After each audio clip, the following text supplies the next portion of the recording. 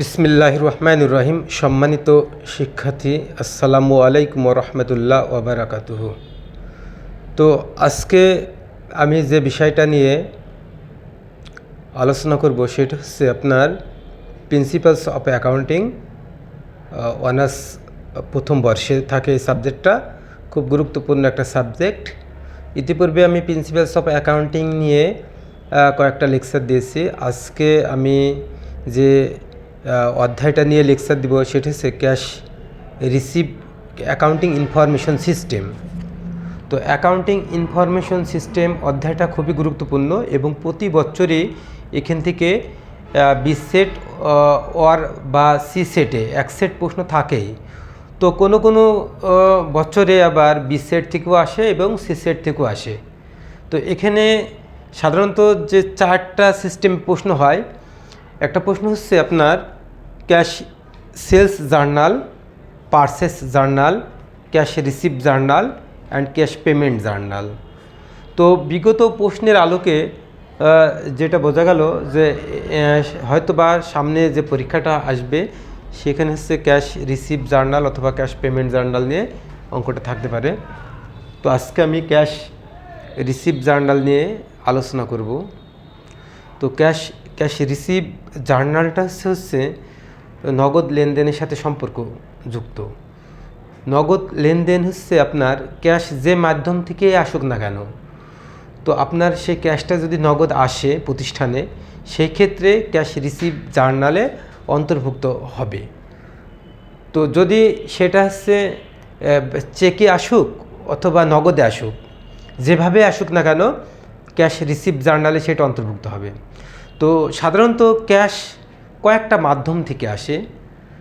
First একটা মাধ্যম থেকে আসে, সেটা হচ্ছে যদি নগদে কোনো পণ্য অথবা কোনো কিছু বিক্রয় করা হয়। যদি পণ্য বিক্রয় করা হয় তো সেক্ষেত্রে ক্যাশ রিসিভ হয় বা ক্যাশ আসে। আবার কোনো স্থায়ী সম্পত্তি যদি বিক্রয় করা হয় সেই ক্ষেত্রেও কিন্তু ক্যাশ আসে। আবার ইতিপূর্বে বাকিতে বিক্রয় করা হয়েছিল সেই টাকা যদি এখন আদায় হয় সেক্ষেত্রেও নগদে আসে। আবার কোনো মাধ্যম থেকে যদি ধার করা হয়, তো কোনো বিনিয়োগের যদি মুনাফা বা সুদ আসে সেটাও কিন্তু ক্যাশ রিসিভ জার্নালে অন্তর্ভুক্ত হয়।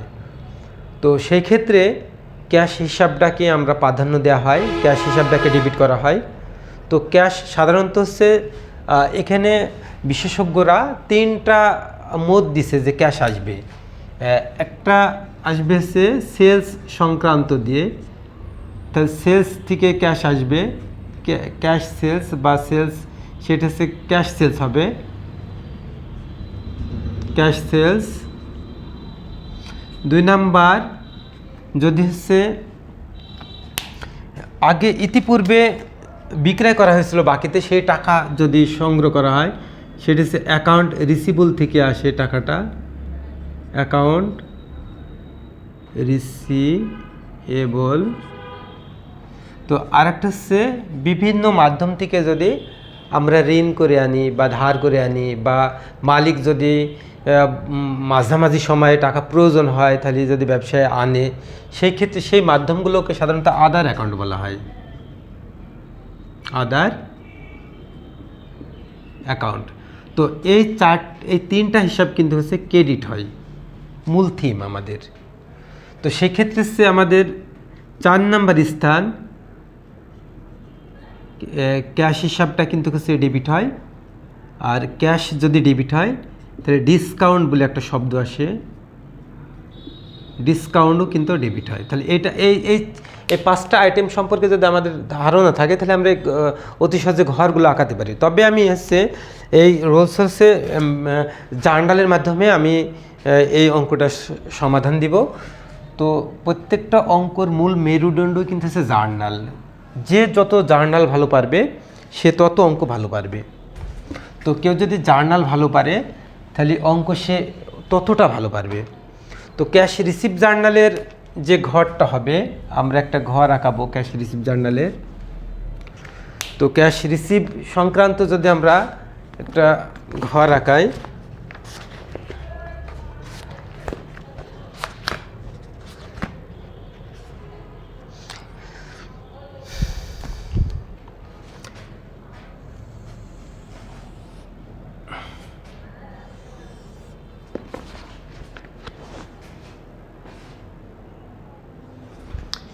এটা ডেট থাকবে, ডেট জাস্ট এটা একটা ঘর থাকবে, আর এটার নাম আমরা রেফারেন্স লিখব, REF রেফারেন্স, আর এটার নাম দেবো হচ্ছে ডেট মানে তারিখ। তো বাকিটা এই ঘরগুলো হচ্ছে এখানে আমরা আঁকাবো। তো এই ঘরটা হচ্ছে তিনটা সিস্টেমে আমরা আঁকাতে পারি, দুটা, এইটা একটা পর্ব আর এইটা একটা পর্ব। এই সাইডটা হচ্ছে আমরা ডেবিট DR, আর এই সাইডটুকু হচ্ছে আমাদের এটা হচ্ছে ক্রেডিট CR। আর যদি কোনো অঙ্ক যদি কস্ট প্রাইস থাকে, এই যে কস্ট প্রাইস যদি থাকে কোনো অঙ্ক, তো সেই ক্ষেত্রে আমাদের একটা ঘর আসবে, একটা আছে cost price, merchandise inventory debit,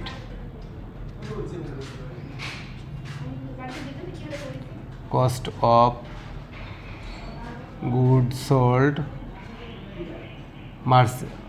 debit, আর ইনভেন্টরি ক্রেডিট। জাস্ট এটা কস্ট প্রাইজের ঘর। তো এটা ডেবিট ঘর। তো আমরা হচ্ছে যে মাধ্যমগুলোকে টাকা পাই, ওই জন্য এখানে লেখা হয় সেই মাধ্যমগুলো ক্যাশ ডেবিট হয়, অ্যাকাউন্ট ক্রেডিটেড, অ্যাকাউন্ট ক্রেডিট। তো এটা হচ্ছে কোম্পানির নাম থাকবে, Taher company, Taher company, cash receive journal for the month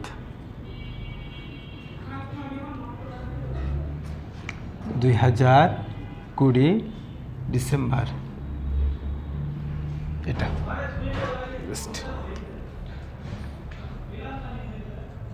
2020 December 1। তো দেখেন হচ্ছে তাহের ইনভেস্ট টাকা এত টাকা। তো তাহের ব্যবসায় বিনিয়োগ করেছে হচ্ছে, তাহের ব্যবসায় কত টাকা বিনিয়োগ করছে? 60,000 টাকা। সেই ক্ষেত্রে আমাদের যাবে হচ্ছে cash debit Taher capital credit. তো দেখেন হচ্ছে ক্যাশে আমরা এখানে যে দুটা ঘর আঁকাবো, একটা ঘরের নাম হচ্ছে ক্যাশ, আর এই ঘরটার নাম হচ্ছে ডিসকাউন্ট। আর এটা আমরা তিনটা ঘর আঁকাবো এখানে। এটা হচ্ছে অ্যাকাউন্ট রিসিভেবল, আর এটা হচ্ছে সেলস, আর এটা হচ্ছে আদার অ্যাকাউন্ট। জাস্ট এটা এই ঘরটা। তো দেখেন ক্যাশ ডেবিট। তো আমরা এখানে ইনভেস্ট লিখতে পারি, ইনভেস্ট অথবা ক্যাপিটাল লিখতে পারি। তো ক্যাপিটালের কোনো ঘর দেখেন এখানে নেই। তো ক্যাশ ডেবিট, ক্যাশের ঘরে কোনো ক্যাশের নাম আসবে না। তো ক্যাশে দেখেন 60,000 টাকা লিখছি আমরা, আর ক্যাপিটালের কোনো ঘর নেই, তাই এটা আছে আদার অ্যাকাউন্টে লিখবো আমরা। Cash debit Taher credit, Taher capital. তো তাহের ক্যাপিটালের কোনো ঘর নেই, তাই আদার অ্যাকাউন্টে লিখছি আমরা।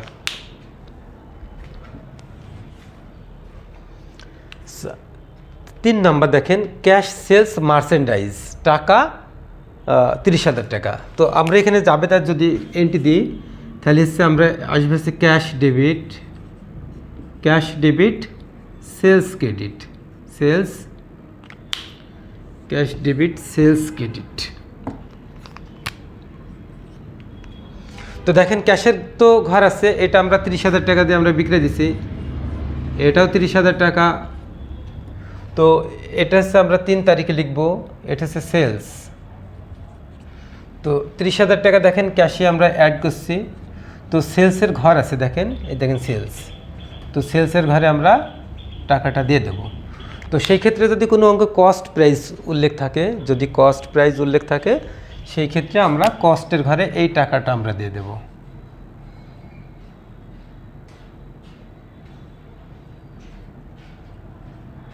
Cost price.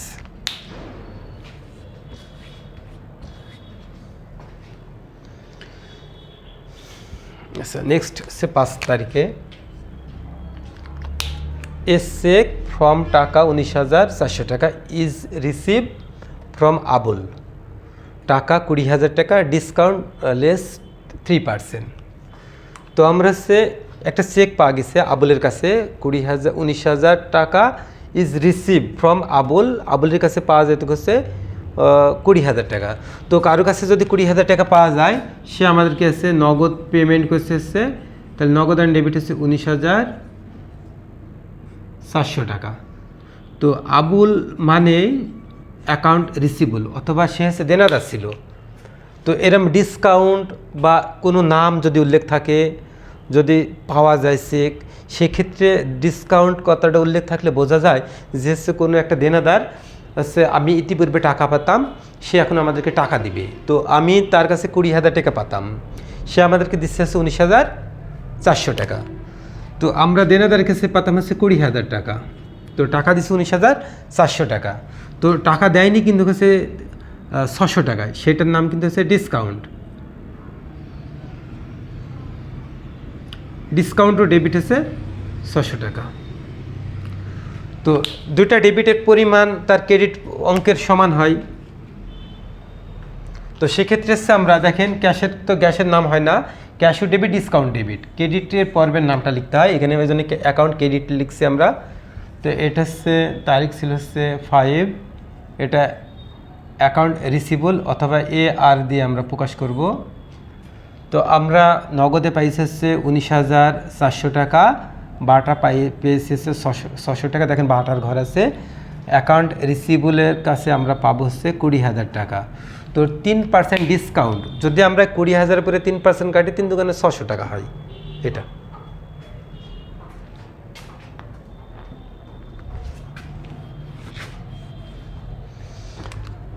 আচ্ছা। 10 তারিখ ক্যাশ সেলস, সুন্দর একটা কথা। ক্যাশ সেলস মানে নগদ বিক্রয়।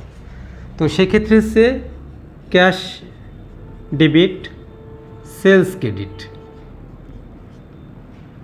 টাকা হচ্ছে আপনার 27,000 টাকা।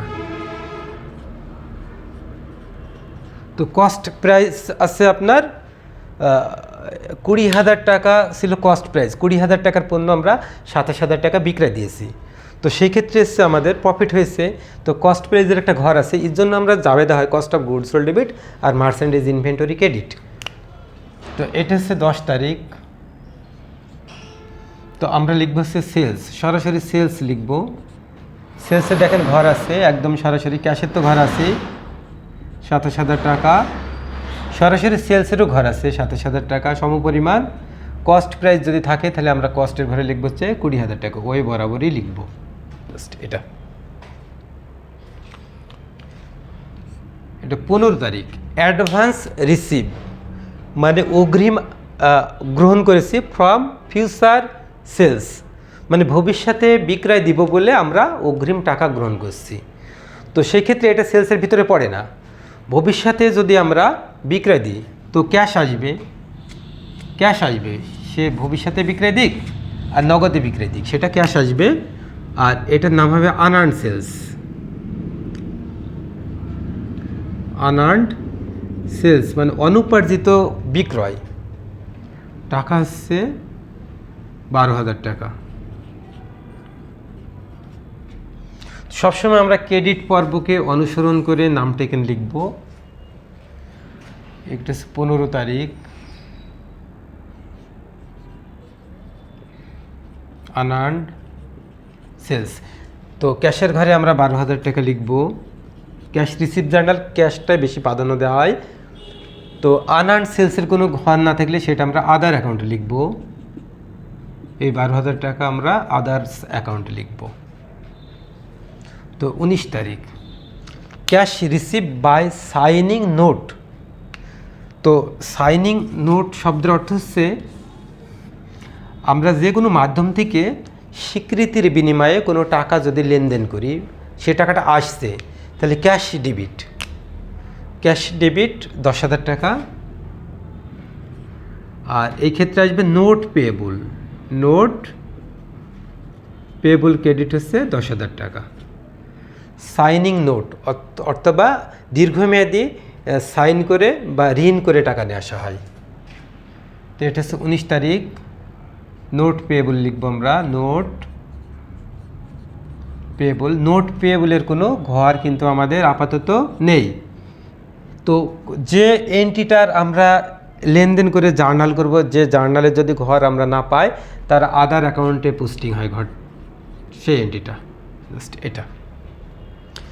চেক ফ্রম 24,000 টাকা ফুল সেটেলমেন্ট। তো সেটেলমেন্ট শব্দের উল্লেখ থাকলে আমরা জানি যে সে কোনো একটা মাধ্যমে আগে টাকা পাবো। তো মাধ্যম বলতে কি, আমরা ইতিপূর্বে হয়তো বা বাকিতে বিক্রয় দিছি, সে আমাদেরকে টাকা দেবে, তার কাছে আমরা টাকা পাবো হচ্ছে 25,000 টাকা। তো আমাদেরকে সে দিতে চাচ্ছে 24,500 টাকা। যার কাছে আমরা টাকা পাবো তার নাম কিন্তু অ্যাকাউন্ট রিসিভেবল, সে আমাদেরকে, তার কাছে আমরা টাকা পাবো হচ্ছে 25,000 টাকা। সে আমাদেরকে টাকা দিচ্ছে 24,000 টাকা। ফুল সেটেলমেন্ট মানে নিষ্পত্তি করতে চাচ্ছে যে সে টাকাটা আর দিবে না। তো সে এটা আমাদের ক্ষতি বা খরচ দিবেন হচ্ছে 500 টাকা। তো এই দুইটা মিলে আমাদের 25,000 টাকা। তো এক্ষেত্রে আমাদের হচ্ছে জাবেদা হবে হচ্ছে অ্যাকাউন্ট রিসিভেবল, এ আর দিলেও প্রবলেম নেই। ক্যাশের ঘরে আসবে 24,500 টাকা, ডিসকাউন্টে আসবে 500 টাকা, দুইটা মিলে অ্যাকাউন্ট রিসিভেবল আসবে হচ্ছে 25,000 টাকা। তো এটা সমাধান দিলাম। প্রত্যেকটা এন্ট্রিকে কিন্তু আমি জার্নাল করছি, সে জার্নাল করে যেখানে পোস্টিং সেটা আমরা দিয়েছি কিন্তু।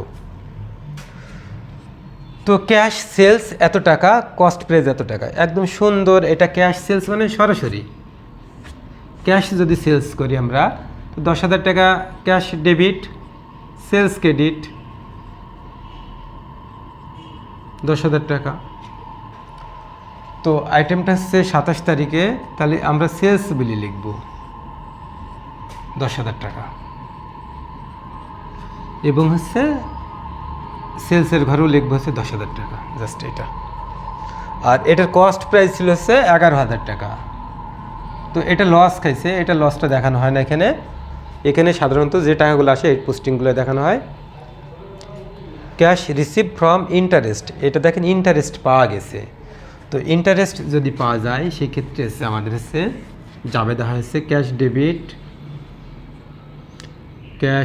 Debit interest revenue, interest income অথবা রিভিনিউ ক্রেডিট 3,000 টাকা। তো আমরা সবসময় ক্রেডিট পক্ষের নামটা এখানে ইনক্লুড করি, কারণ অ্যাকাউন্ট ক্রেডিটর। এটা হচ্ছে 30 তারিখ ছিল। ইন্টারেস্ট ইনকাম অথবা রিভিনিউ যে কোনো একটা ভাষা লিখতে পারি আমরা। তো টাকা আসবে হচ্ছে 3,000 টাকা। তো ইন্টারেস্ট ইনকামের কোনো ঘর নেই, সে এরা হচ্ছে আদার অ্যাকাউন্টে পোস্টিং হবে। তো তো সম্মানিত শিক্ষার্থী, আপনারা দেখলেন যে এটা আমি প্রত্যেকটা এন্ট্রি কিন্তু হচ্ছে আগে জার্নাল করছি, জার্নাল করার পরে কোথায় পোস্টিং যায় সেটা আমরা পোস্টিং দিয়েছি। তো এভাবে আমি অঙ্কগুলো সমাধান করে থাকি। তো সাধারণত বিবিএ, এমবিএ এবং এইচএসসি প্রোগ্রামে সব প্রকার অঙ্কগুলো এভাবে আমি সমাধান দিয়ে থাকি ক্লাসে। প্রত্যেকটা অঙ্ক সুন্দরভাবে বুঝিয়ে লিখি। তো আমাদের এখন হচ্ছে এটা কাজ হচ্ছে, দেখেন যে এইটা আর এইটা, এই যোগফলটা আর এই যোগফলটা সমান এই তিনটা যোগফলের কিন্তু হচ্ছে সমান হবে। এটা যে পরিমাণ টাকা হবে এই তিনটা যোগফলে সেই পরিমাণ টাকা হবে, দুই দিকে সমান হবে। তো এই এন্ট্রিগুলো আপনারা করবেন। তো আশা করি অঙ্কটা বুঝতে পারছেন। ক্যাশ রিসিভ খুব গুরুত্বপূর্ণ একটা অঙ্ক। ক্যাশ পেমেন্ট আগামী পর্বে দেখানো হবে, এবং পারচেস জার্নাল এবং সেলস জার্নাল এগুলোও দেখানো হবে ধারাবাহিকভাবে। তো আপনারা একটু চোখ রাখবেন ইনশাআল্লাহ। তো ভালো থাকবেন। আসসালামু আলাইকুম।